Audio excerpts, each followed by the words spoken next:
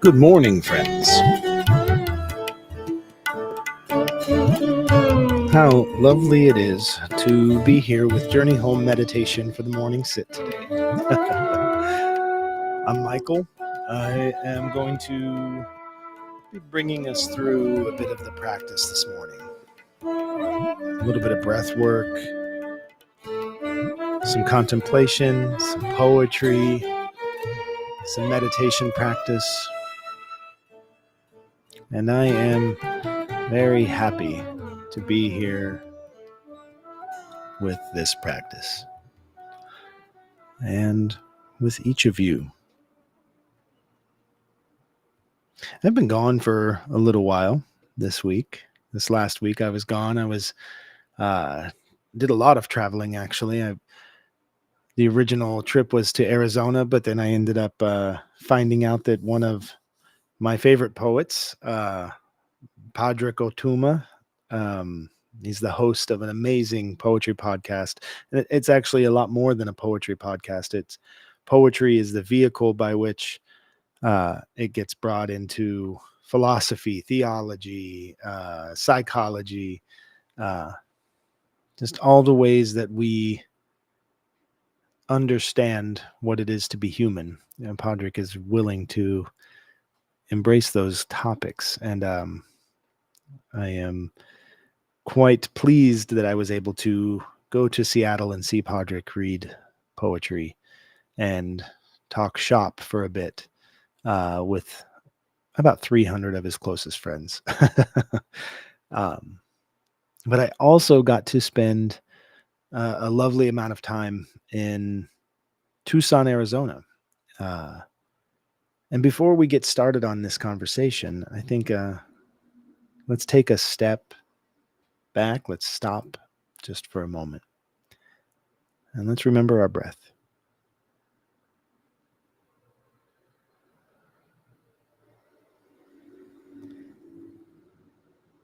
Three conscious, intentional breaths, breathing in through the nose to the bottom of the belly. And just feeling what it is we're carrying into this moment with the first breath. Recognizing what it is that we are experiencing because of that feeling, because of those beliefs, and then letting it go with the third.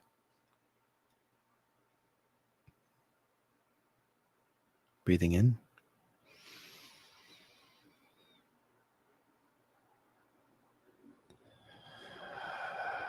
And breathing out.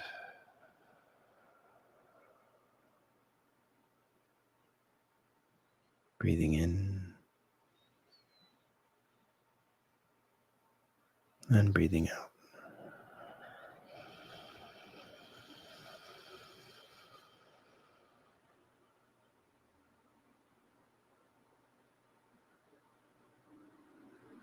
And breathing in.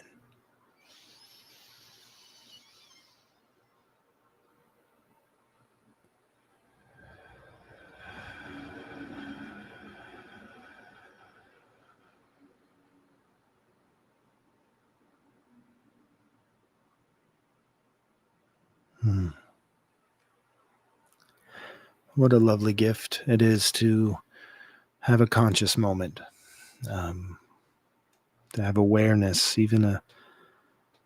even have the thought of having awareness and having those breaths, for me, feels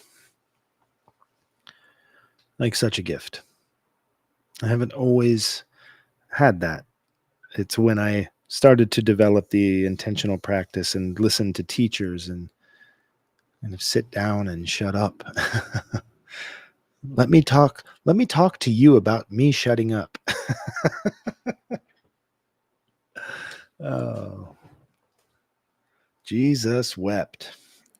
What a beautiful spring it has been. And yes, I was in Tucson, and Tucson is a very dynamic place for me in my experience, but also just in general. I mean, I don't think that it's particularly for my benefit necessarily that Tucson is so dynamic, but it has been particularly for my benefit that Tucson has been so dynamic. I learned a lot about everything that I know in Tucson, Arizona, from the stark loneliness of being different. When I moved there, I was coming from a very small rural area of the Midwest. There were like 75 students in my school from 6th grade to 12th grade with a graduating class of 7 or 8, I think. I don't know. Something, it was very small. And I moved to a school whose graduating class was around 200.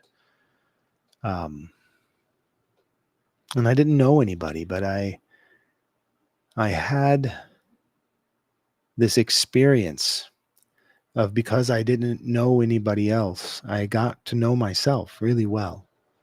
Um, and I got to love myself. I remember I was not necessarily an insecure person at that time in my life. You know, so many of us go through that insecurity in our teen years, but something happened for me that I was able to not have that insecurity. And I'm not sure exactly what it was. I haven't gotten there yet in my work, but I know that it was one of my truths.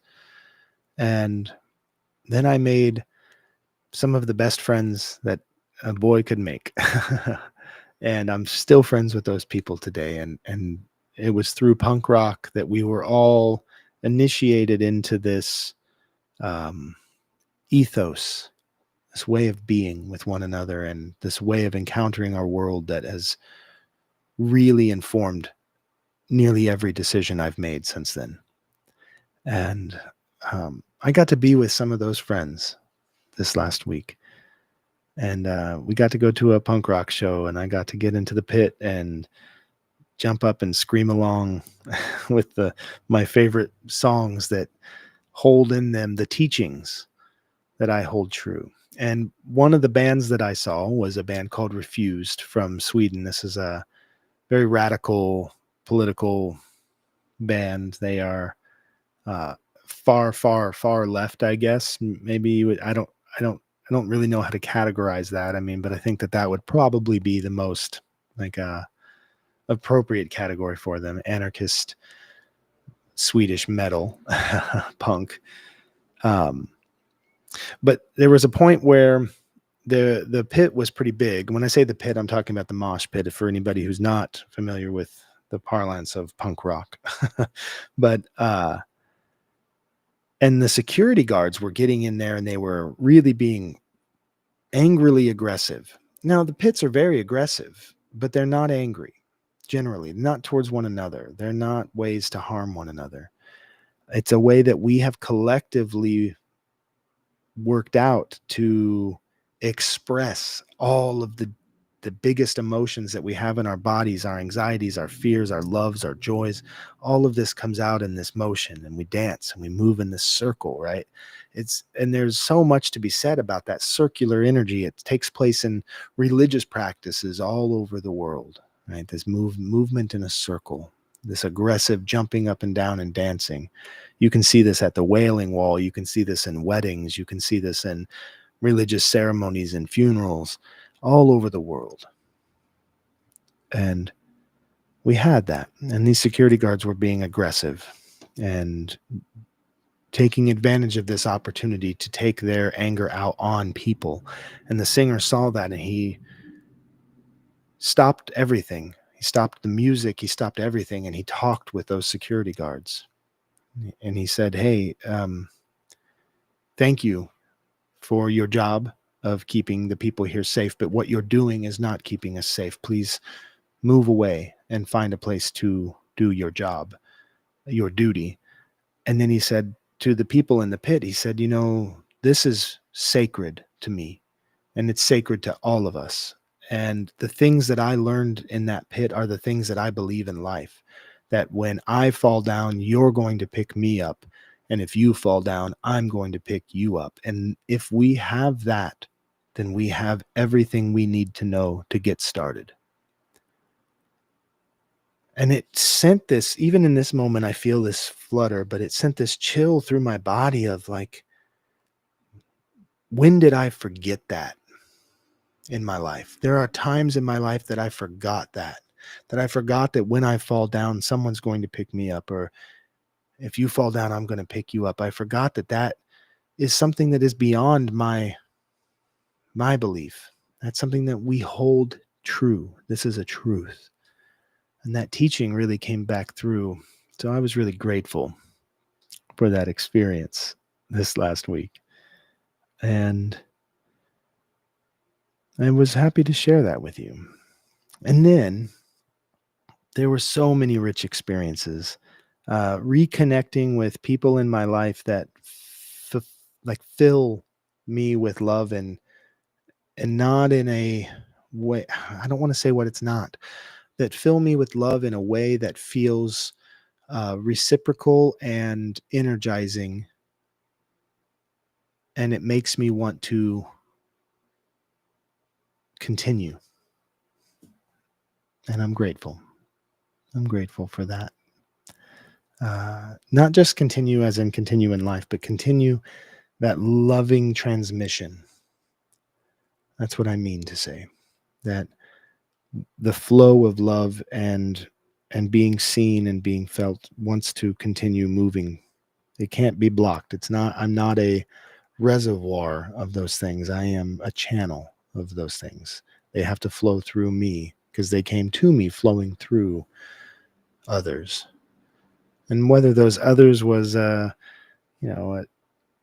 800 or 1,000 pound horse named Max, or a dear friend I haven't seen and embraced in decades, or uh, a moment of quiet solitude on a rock before sunrise in the desert.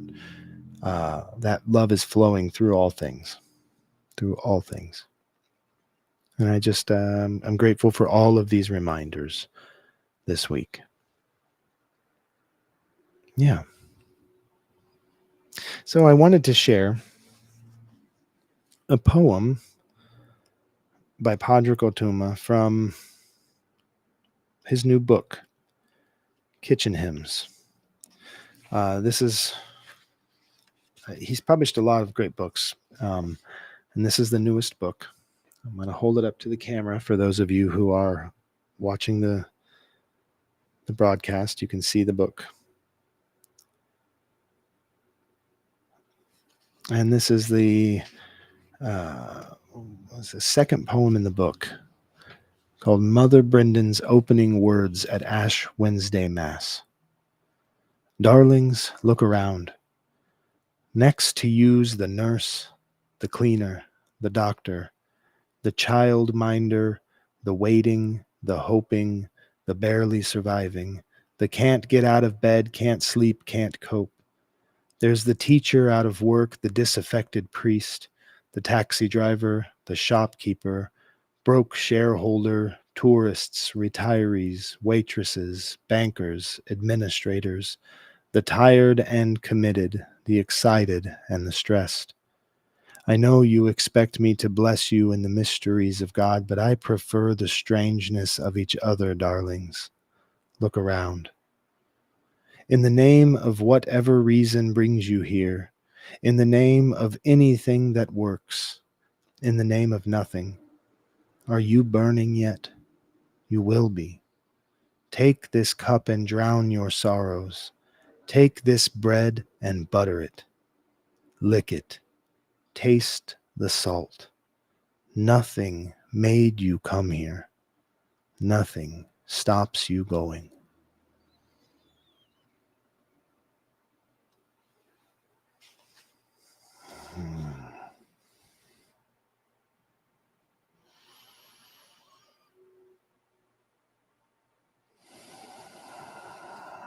When I start to feel insecurity,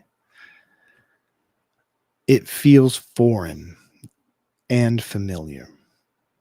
But it feels familiar in the sense that I'm used to it coming round, and foreign in the sense that I understand that this is not from who I am. This is a lesson that I've learned that I forgot to forget. And There's so much pathologizing that we do in this world. I was listening to clips of a podcast this morning. I'm trying to find a specific podcast about a specific subject, but that everybody on there was an expert in pathologizing people. Well, these people are like this because of this, and that's how they are now. And I just think to myself, no, that's not how any of us are now. It's just what now might look like from how you are now.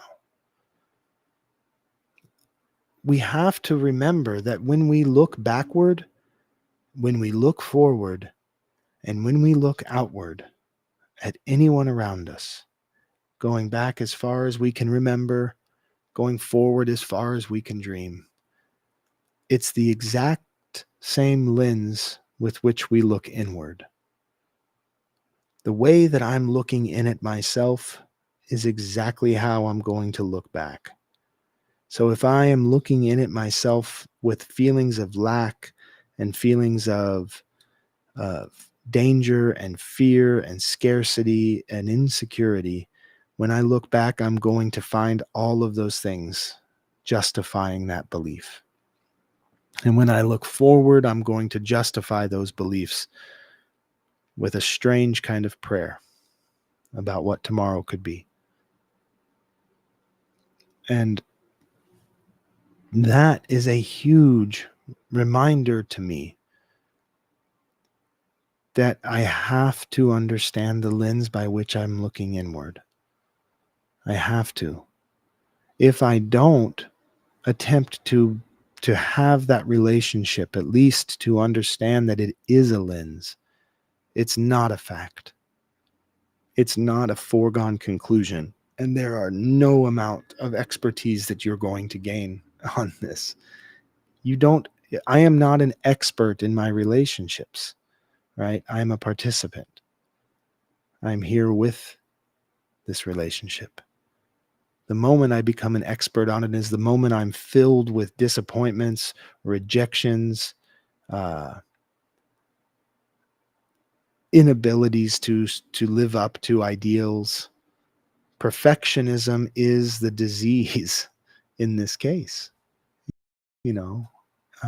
Perfectionism is what you rely upon to defend your expertise. And oftentimes, perfectionism is that very thing that we use to justify our feelings of lack.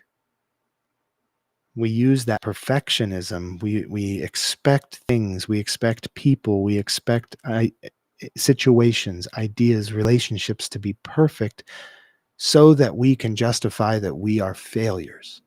And we are not failures. We are dynamic,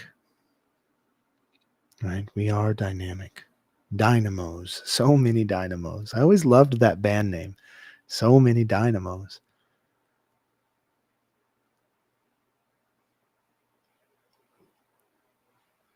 And I think about that when Padre Kotuma takes us through Mother Brendan's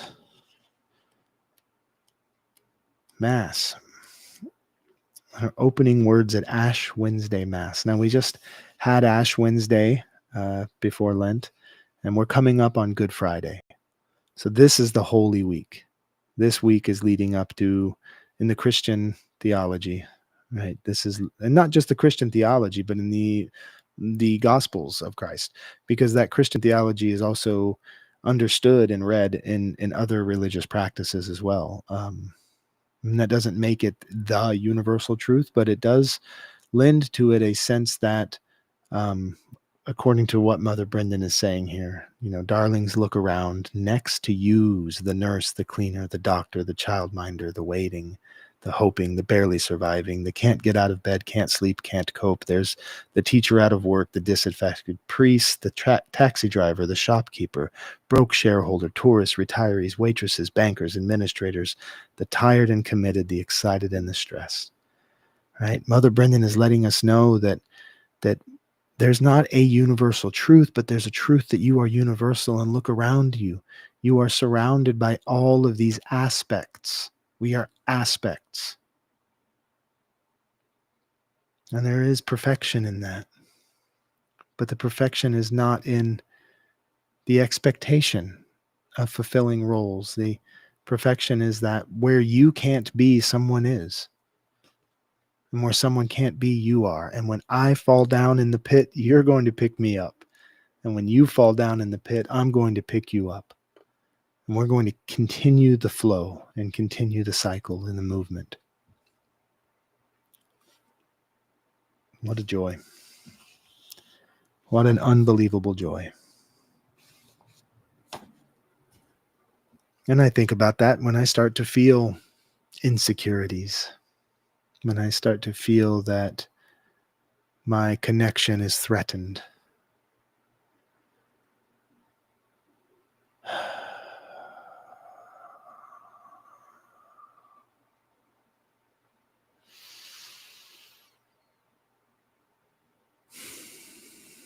I want to invite the bell. I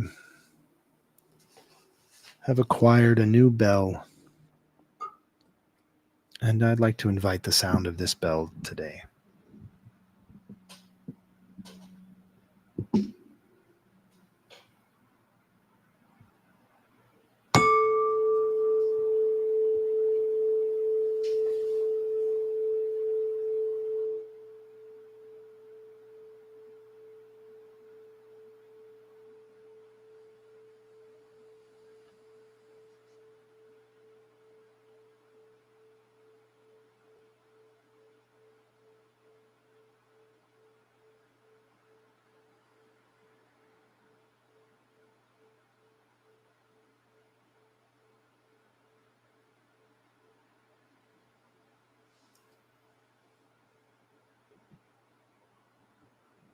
In the practice,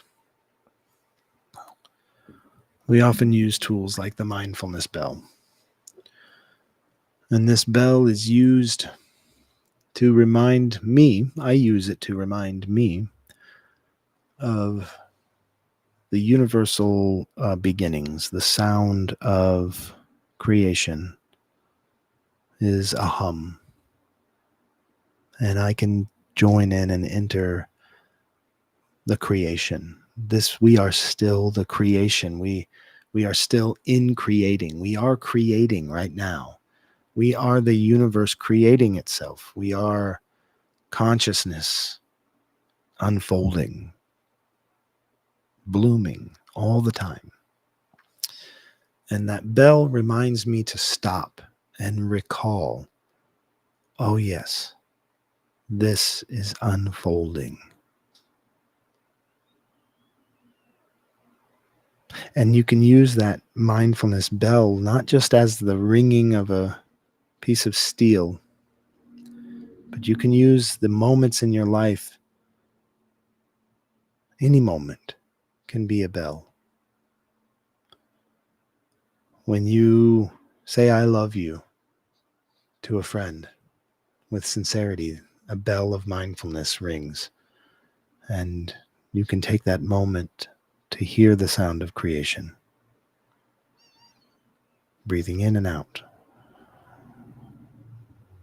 When you have fear and you feel your body reacting, you can use the mindfulness bell and say, this is the world creating itself. I'm held. I'm here. This is just an experience. And you can breathe in and out. When you hear the news of a bombing in Gaza or the news of another billionaire with another $1 billion, nothing to show for it, you can breathe in. Yes.